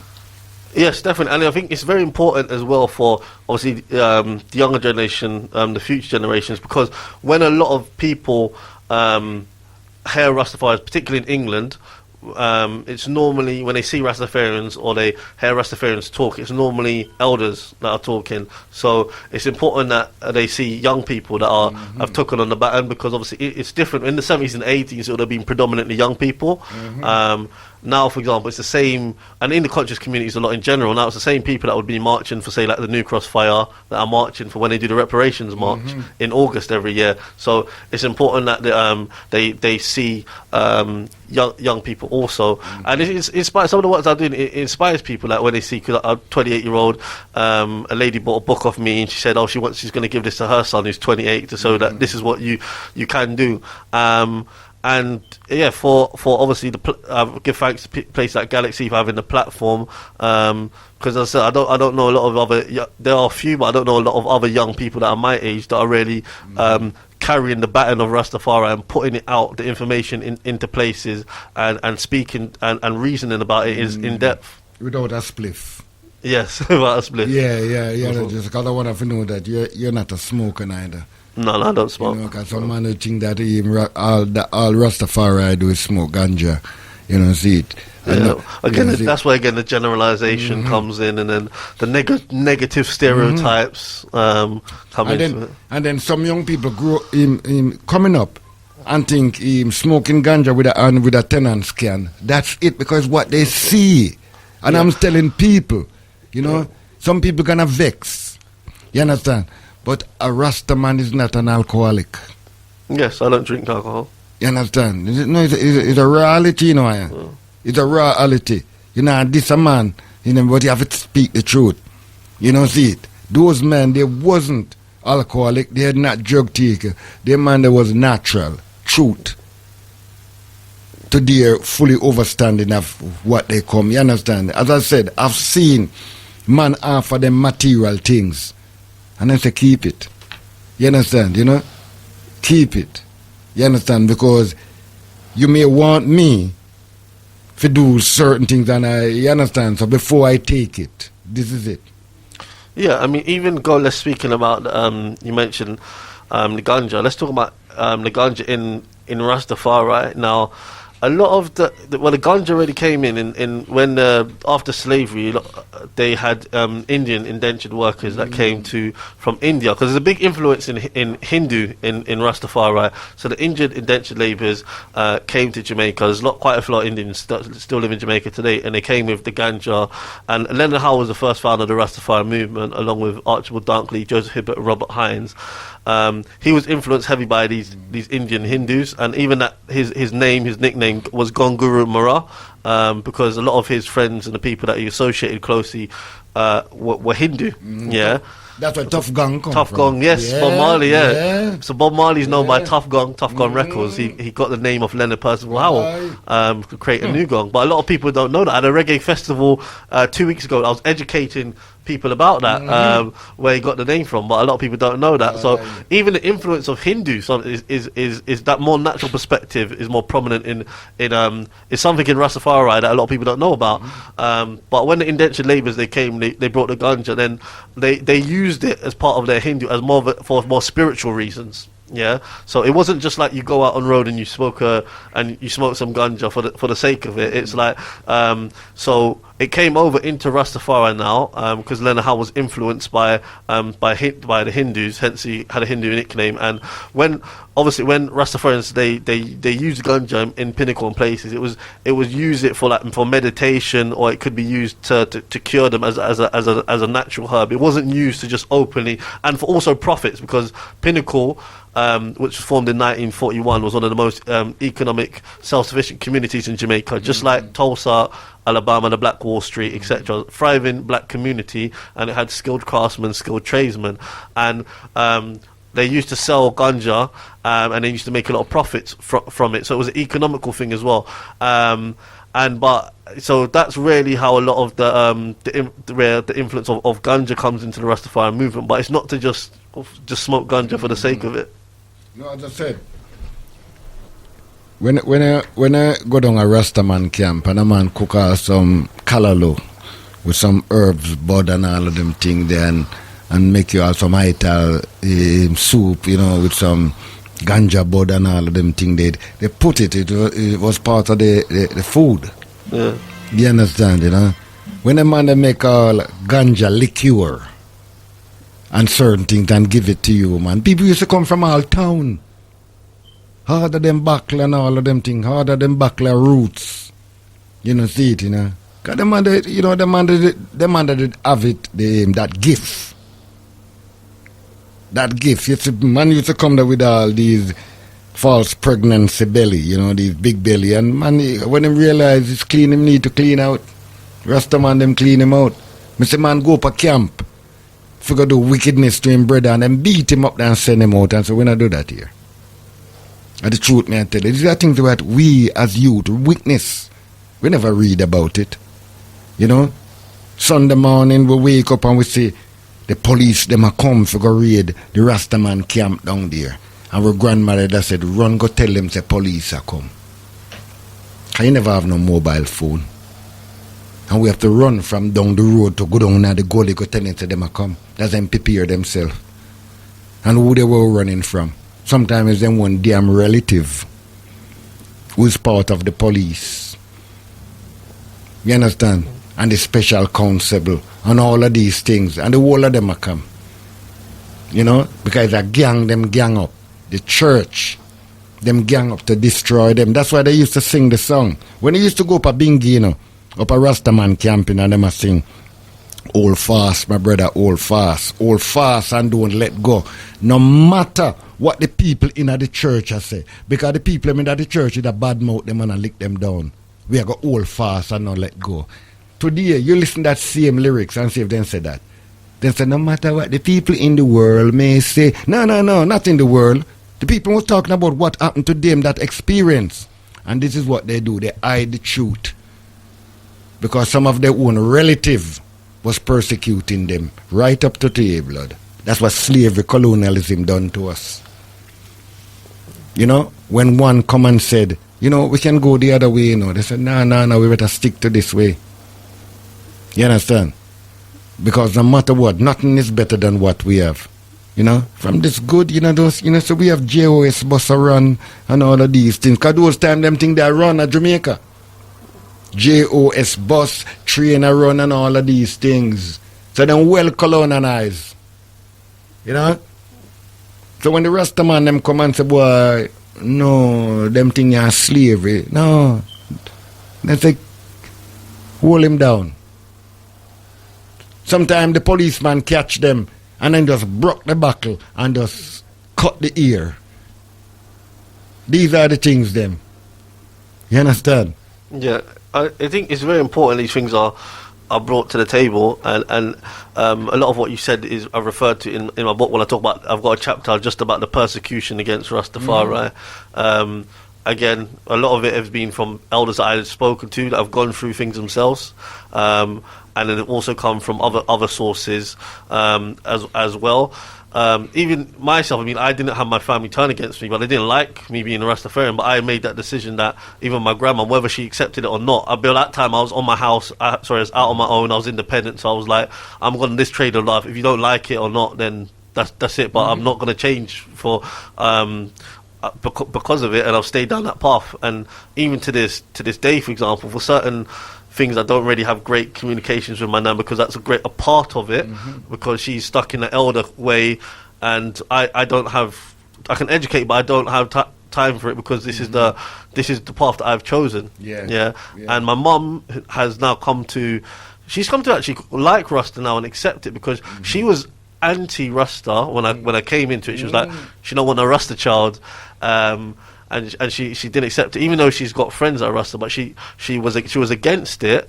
But now, because I've educated her about Rastafari and about what it is, and she's learned it. You see it when she comes to events now. She's like my number one supporter, number one in seller. She's really like obviously got a complete different concept and respect for Rasta now through me. If it wasn't for Rastafari, nobody no pay no attention to Jamaica blood. Yeah, and we need to realise that the contribution that Rasta has made by putting Jamaica on the map in many respects. If it wasn't for Jamaica, even the colours that people associate with, like the red, gold and green, a lot of people think those are like Jamaican colours. Like when I was in Gambia and I showed it to my girl, she thought, oh, I see you with your Jamaica flag. I was like, no, that's a Rastafari flag. Or when they go places, they see you with red, gold and green, you'll be like, oh, I see that as Jamaican. No, that's Rasta. But this is frustrating as a Rastafarian as well, because when people associate Jamaica and Rasta, I don't like when they associate Jamaica, and even though Rasta already developed and started in Jamaica in the 1930s, but because the most Jamaican people have persecuted Rastafarians, Jamaica, so there's always been a divide between Jamaican people and Jamaican Rastafarians, but they try to, now what happens is they try to merge the cultures, as in Jamaica and Rasta is one culture, but most of the people never like Rasta. So you can't really do that. So Rasta, we need to separate that. We're different. There's Jamaica, even though we was born in Jamaica, or we're from Jamaica, I'm from Africa, but we need to realise that there's a difference between Jamaican Rastafarians and Jamaica, and that Jamaica culture is not Rasta. Rastafari is something different. They use it and them abuse it. The same man where you persecute Rasta is him I use the same essence. You understand, one love, and when you go to the hotels in Jamaica, the airport, and you see all that red, gold and green and everything, but then the people behind it, they're anti-Rasta. They're like Rasta. Because if you ask some of these people and said, have you read the philosophy and opinion of Marcus Garvey? No. You understand what I'm saying? How can you say I deal with Rastafari? Or if you talk about the founding fathers, like, so a big reason why I written the book is because I start off with a dedication to the founding fathers of the Rastafari movement, because they often get overlooked, and a lot of we had an event 2 weeks ago where it was about honouring the ancestors, and Parents' Day. And what I find, again, I don't want to generalise everyone, but what I find, even within Rastafari, that obviously people that are outside of Rastafari, there's a lot of people don't know the founding fathers, but even within Rastafari, there's a lot of people that don't know who the founding fathers, or they know who the founding fathers are, but they don't bring it forth to to the table. They don't highlight and mention it. Anytime I do a presentation, I always have to hail up those people because they're the people that started the Rastafari movement. If it wasn't for them, Rastafari wouldn't be here. We would not have even we wouldn't even praise Haile Selassie if it wasn't for them over there. So they're the ones who are the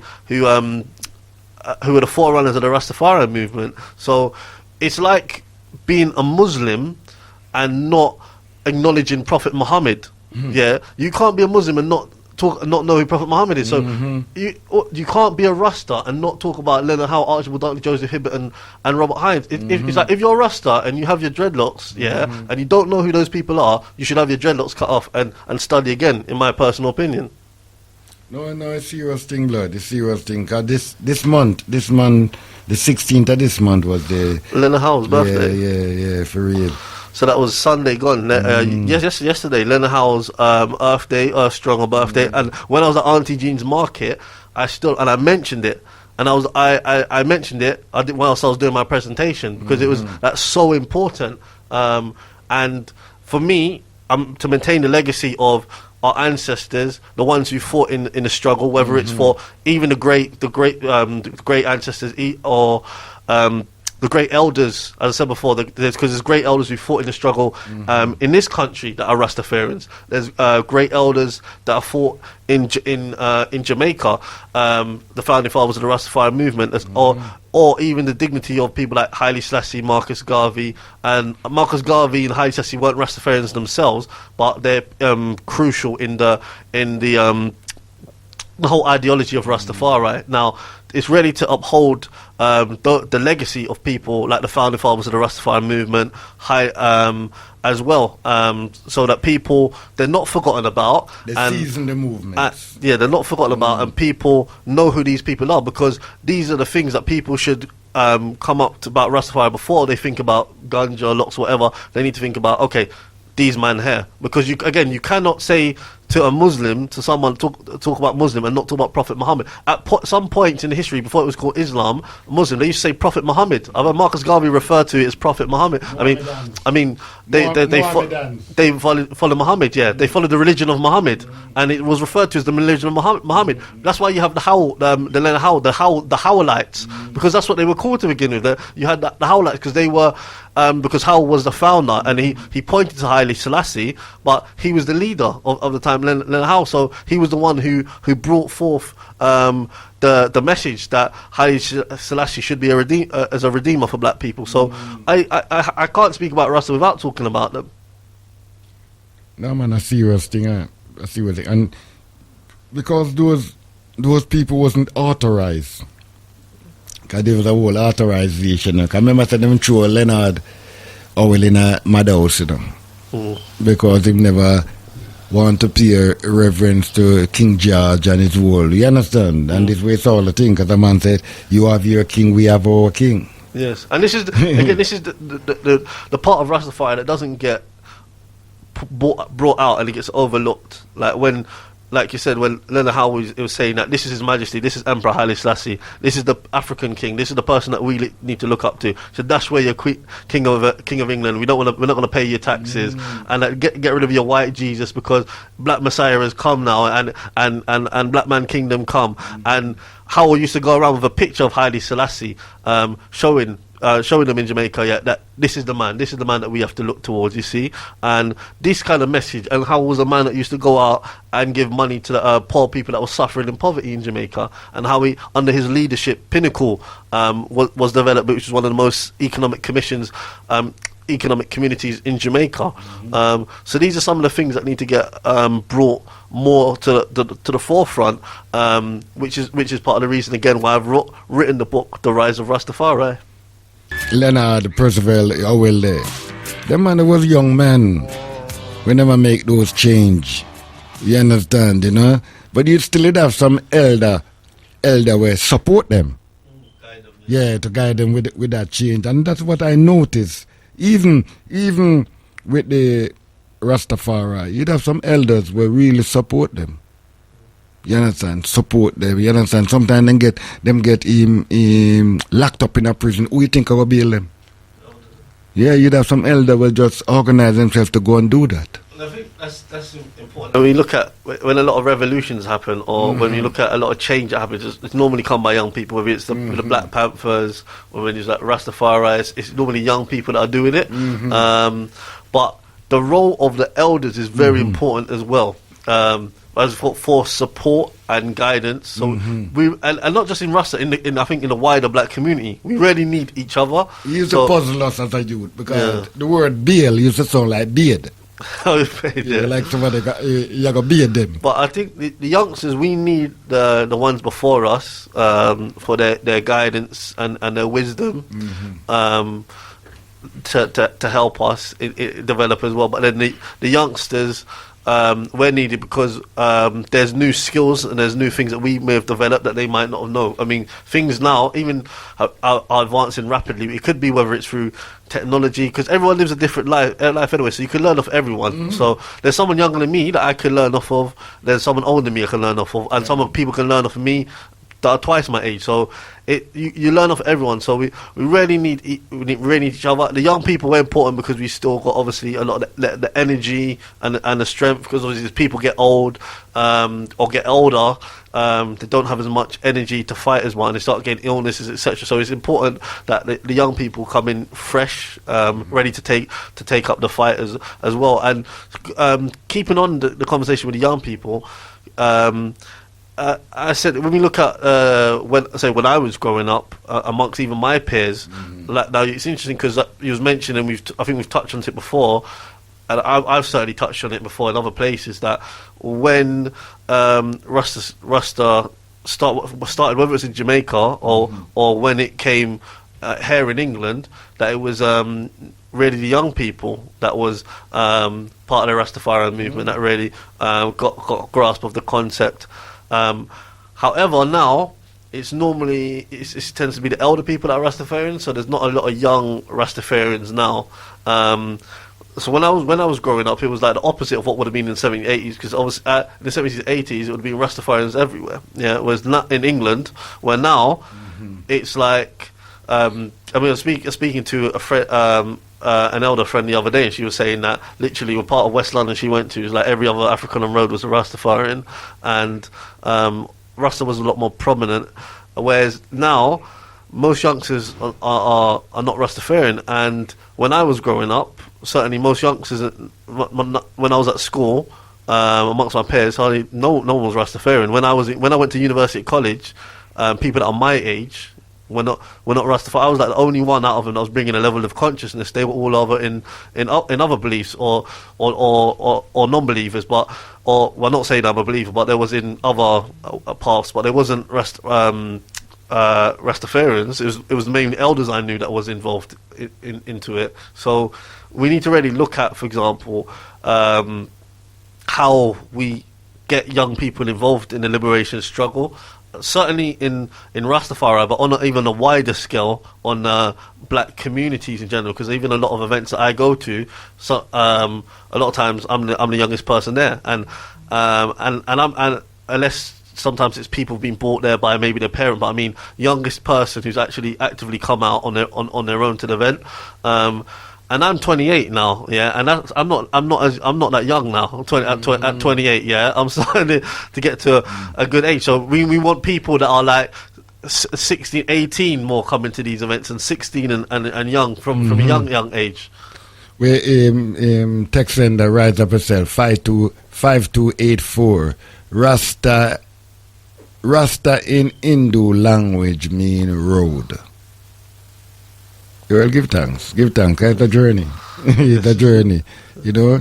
And as you said, you know, these events, you know, so we have to get the young people involved, that them can even get involved with the advertisement of these, you understand? Yes, like marketing and spreading it out, because that's a skill that a lot of young people do have. Like a lot of young people that even work, whether it's professionally in marketing, and they're always they got the Facebook, the Instagram, the Twitter. So that's definitely. But what needs to happen? I think young people need to get more platforms as well. That's why it's good that I'm here on Galaxy and I've been given the platforms by several of the hosts here.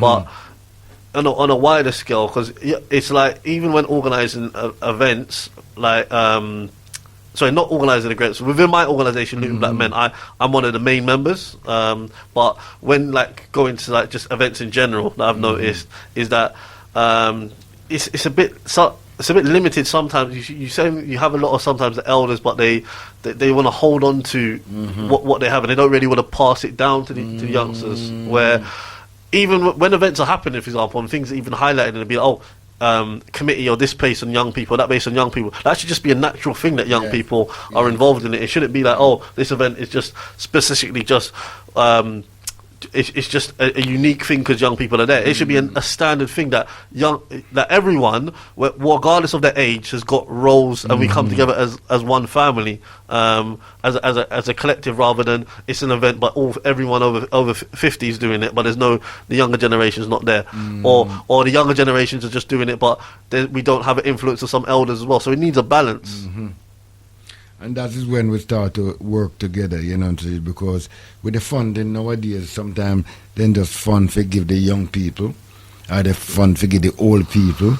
But the old thing is about the collective. It's the now generation, the young and the old. You understand? But what them do, they don't mind pay for a separation. Because they love the separation. See it, But we have to realize that it's only we allow others to separate us. You understand? Because every movement, if you look on all the movement, without young people, you understand? If you look on Dr. King, the amount of young people that was in that movement, Malcolm X, and a lot of young people. Without young people, nothing now go down where I am. In South Africa, when they're fighting apartheid, the students and the people at the university, see it, Young people, they have that energy, that certain energy with that them have. As I said, look at our parents when them come here, young people. Or even when they go to I think it's Oxford University where they do those debates. Is it Cambridge or Oxford? It's one of them universities. I think it's Oxford. Yeah. But they do those debates, and you see a room packed of young people at university, and they charge people, and the kind of events that they have, and they're evaluating, analysing, and stuff. And I think this is something that we need to do more of, is importantly as well. That's why it was good, like organisations like the Diaspora Debating Association that used to host debates in the community, that do events, and then the topics affecting the black community, and then they'll have people on each side debating. I've been involved in 2 of their debates myself, but I think that's important, so we can openly as a community talk about issues, and then people can contribute. I think more of that needs to happen. Then we can really analyse things and evaluate things. Yeah, man. Because you see, a debate, the winner is the audience, because they learn from both sides. So if we are on the debate and we are going to think that there's a winner, then we lost the whole thing. It's to bring over the message, clear message to our people. Because some people can have the argument, but the argument that they have is the wrong direction. But it built on repetition of years we heard it. So but you come down with a different thing. See, if you don't mind, they block you because your own is not popular. But maybe it's right. Yeah. Your reasoning is right, but it's not popular. See it. And I think evaluating, analysing is important. And also questioning things. So from when I was a young age, I always had an inquisitive mind. So I always questioned people. I'll tell you something, right? When I was a little youth, first time we ever encounter speaker box, sound man speaker box, and we are past the speaker box, and the man talking on the mic and say, "What you do, the boy?" And the evening, me and my cousin come down with the machete and pull down the box to see who was in here. And what I'm saying, that if someone did educate us, so we wouldn't do that. Yeah. We did get a beating for it. But I think that's something that in a lot of our households, a lot of black households, we've been told not to question. Children should do as they're told, and they should obey. And you get a box if you are a questioner. You question, I'm your mother, I'm your father. Do as I say, kind of mentality. Whereas if you look at other communities like the white children, they're questioning everything. They're taught to question. What I'm saying that it's only in a certain black home, because I know home growing up, and parents encourage their children to ask questions. You understand? This is when we say, go back to these Rastaman them, These Rastaman them have reasoning with us, so we could ask certain things, see, ask certain questions. Yeah. You know, but we were taking the colonial narrative, you know, and ask no question, because even the big man couldn't ask the pastor a certain question. I'm bringing it back into Rastafari now as a topic.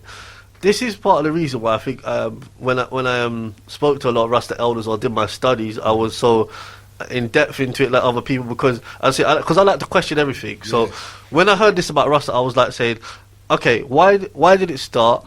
Do you have to wear locks? Do you have to do this? Do you have to do this? So I wanted to know everything, and I was like that. I said, like, in my profession, in sales and what I do, I like to know everything. So I don't like hearsay to people just saying this and that. But it's part of the reason why the book is so in depth is because I'm inquisitive. Like, I like taking on knowledge, and that's very important. Real man, but that's, as I said, you know, and when I get in primary knowledge, and knowledge over belief, you know, see it, you know, and this is what it's all about, because, and that's the beauty when I come across certain brothers and sisters who have these information, you know, see it, you know, and then you as a journalist, and then get it out of them, you understand, because as I said, there's a lot of stories out there. You understand? But how do we get the raw born talent that our young people come into this world with? You know, see it, you know? Because taking them to the school is not taking what they come with, you know. It's jamming down where you want to jam down. So you find that is where we having these problem. Yeah. You understand? Because the talent that you come with, they're not helping you to get it out and do it. They want to shove down other things. You know, see it, and this is where we are in the predicament, because no one sit with this little youth and said, "What do you want to do?" I think my own certainly in my life, my own independent studies was important, and just as inquisitive, I wanted to research and stuff for myself. So when I was in primary school, I was relatively okay. I was intelligent in certain things. In secondary school, I got very bad grades in GCSE, didn't do well because of the teaching style and everything. Even though I went to a private school because my mum wanted to send me to a private school, I still got really bad grades. Then I went into law public, and then then I went into college, and then I went into university. But a lot of, obviously, what I learned was a life experience, or living on my own, and then doing my own research in certain things. I would say teaching is important, but it's you have to understand. I think you can take both notes, so you can learn things from what they tell you in school, and then obviously do your own research. But I think stuff like supplementary schools.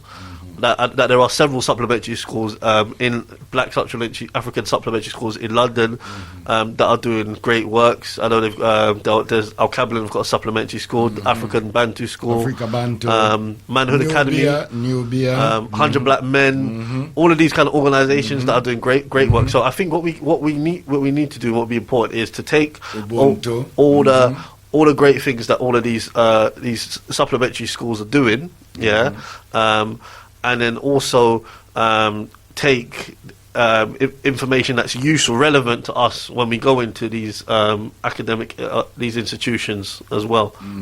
So whether it could be, like I use a journalism, because that could be because when I went to university, even though I studied journalism, I was able to take that school out and then use that journalism into in our community in the form of using my skills to then write a book. I've written several articles on conscious black topics which have been in magazines, whether it's Just Child magazine. I had the history of West Indies cricket, which I learned some of that at university, and then I went into it a bit more depth because I was interested in it myself. And other articles I've had produced, so I was able to learn a skill even when I was at university, because I had my own radio show. It was a football radio show, but I had my own radio show. So I did broadcast journalism. I did video journalism, so I can do camera, and I've got that skills, and then articles. So when I went to Gambia in the last 6 months, I did an article out there on brother Marley Morris has got a restaurant there. I went to see him down there. I did a write-up article on the restaurant that he's got, and then I did another article of Asher Heights, who's a reggae artist who went down to Gambia, and I spoke about it from a positive perspective about the things that black positive things that we are doing, and we are doing on the motherland, because sometimes as well, we it's like we always get the bad news about things that are happening on the continent, or it's like, oh yeah, we're not doing works, but there's people out there that are doing developments. Even like the is your friend that was on about a month ago, Joseph from Joe Ride. There's there's people out there that are going and doing amazing things. That we also need to highlight as well. And being a journalist, it's important that we get those stories out. Yeah, brother Matthew down there, hyperlink. You understand? You know, make a take this caller. Rise up, caller. Rise up. Rise up, man. We need the action, man. What's up, Aboo? How is his family? How is this, man? Just lock in, lock on, yeah? Yes, I. So worry around, you know? All the time worry. That's it, you know? In prayer for the ancestors for me, yeah? Give thanks. All right. Give thanks. Rise up to the bridges, you know? Lock on. And that's what it's all about. Touching base, you know? No, a serious thing. You know? You have the ability to highlight a lot of things.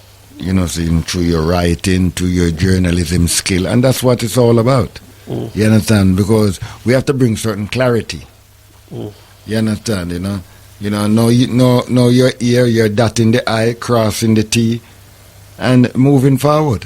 Yeah, and I think everyone, we've all got different skills to play. So this would be obviously some of the skills that I've got. I'm not very good hands-on wise, but there's people that I know that are construction, young people that I know as well, that are bricklayers, construction workers, and they can do amazing things with their hands, and they've got amazing skills and crafts.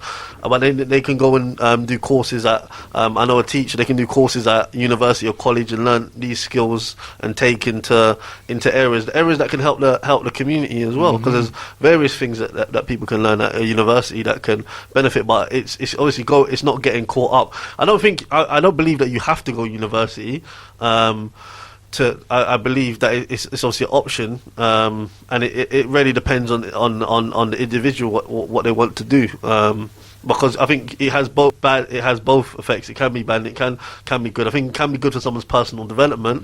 Obviously going away, living away from the parents. Like when I went, I lived away from first I'm living away from outside my parents, because I went to uni I was 19. So I didn't live on my own until then. So I've gone back since then. So I've always lived on my own since then, and I've lived in Southampton, Luton, Bedford, London, loads of different places. But it helped me, obviously, becoming independent and doing everything myself, and gaining a lot more valuable life experience. I see what thing, why to get the proper preparation going to uni? Nothing wrong with that. Because it's brief and debrief.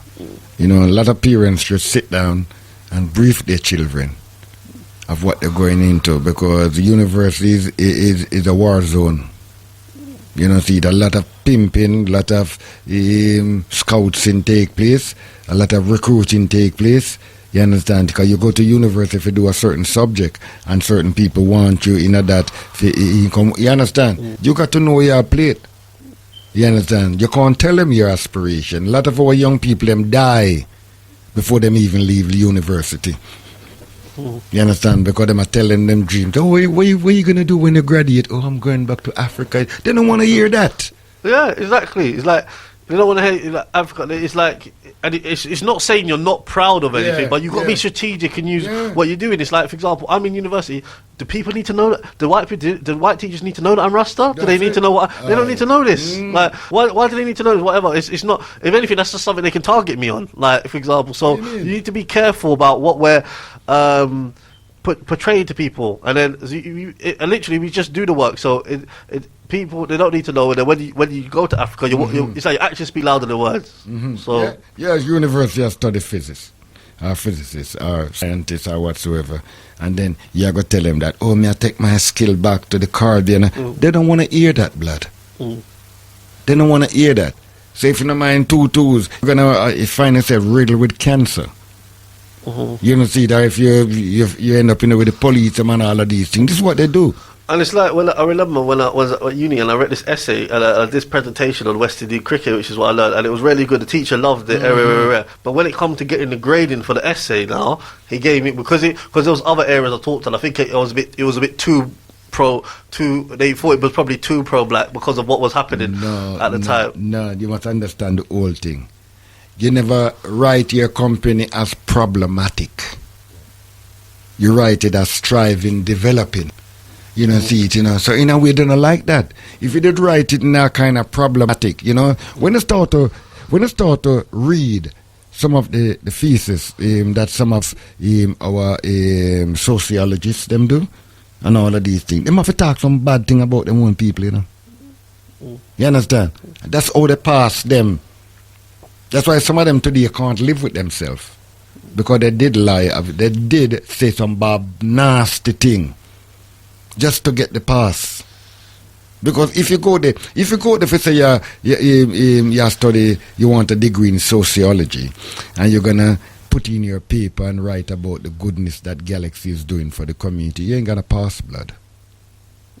You ain't gonna pass. You know, if you did put in it and say, yes, some of the president of them is junkie and this and that and that and that and that, then you would have a master, blood.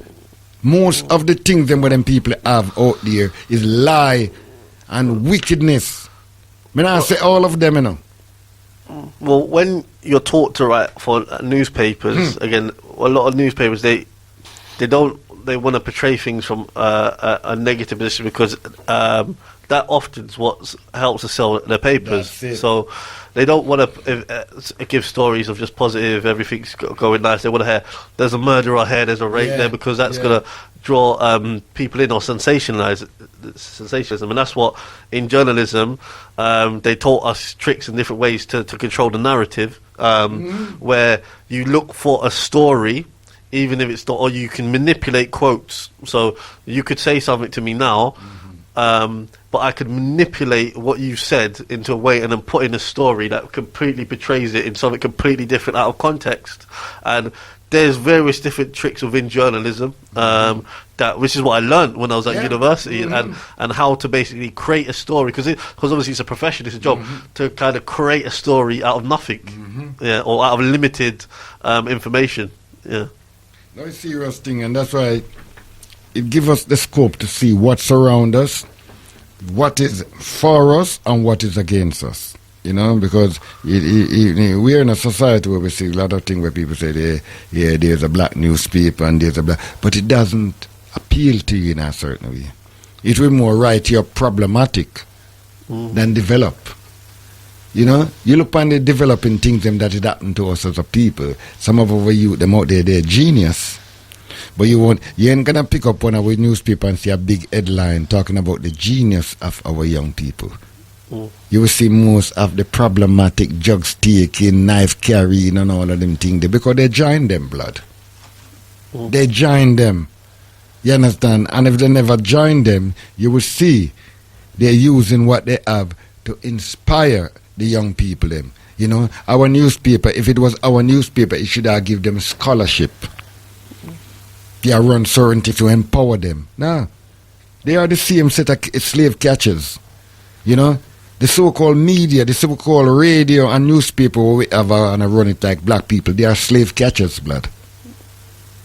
You understand? They are not running nothing for the development and the upliftment of our people. Yeah, and it's like you tell the stories of how they want to portray, how they want to tell the story. Now I remember, because even I had done two projects that I did. One, a project I did with BBC Three, and one with ITV. I'm not sure if did you see the YouTube clip I sent you? Yeah. Or you seen it? Now, even with that clip about Kwanzaa, because I was working with the BBC Three doing that clip, I wanted it kind of done one way, and they wanted it done another way. So they basically, we had to kind of all the way come to compromise. So even on the day of shooting it, it's like I basically written out how I wanted it, my script, everything, what I wanted to say, and then what they was giving the person who recorded it was, there was like instructions of to ask me these questions or something which was different than what I wanted to project. So even they chose the way that they came at it was different than the way that I wanted to approach it. From a different angle. And I remember doing a project with ITV when this was during the time of the EU referendum debate, and they asked me to they found our group, Luton Black Men Community Group, because they wanted to see about what ethnic groups, what they thought about this referendum from different stances. So they reached out to people. So they found the Luton Black Men and they invited us to come down. I think this venue was in Wembley. It was on ITV. It was a debate where they had the Prime Minister David Cameron and Nigel Farage about the EU referendum, and then one of my questions got chosen to be one of the questions to ask to David Cameron. They didn't put it live on end, but on it went on air, but my question was chosen but they didn't get enough time for me to put the question out. But the question was regarding basically immigration. I was arguing that I was like coming out of the EU, because I was saying that, well, our parents and our grandparents that built this country, they can't come over like people from Europe can, and we should not be put in the same boat. And for whatever, there was other reasons as well, but it was basically from that kind of a perspective of a pro-black perspective. Now, the way even that they wanted me to ask the question I asked them is like they wanted me to be kind of like very aggressive with it and manipulating the way. It was like, does it not make you angry and this, that, and the other, and I noticed even with some of the other questions, if when I look at that show, for example, the people that even did get to ask the questions directly to Cameron, they told him to do it in a certain way where it sounds like they're always arguing against them. That's it. That's what they think people want to see. Yeah, because it's hype and it sell the whole thing, you know. Yeah, man, give thanks. It's a pleasure having you here, and I know that you in a couple of weeks you're off to the Gambia and all of them things there, you know, see it, you know.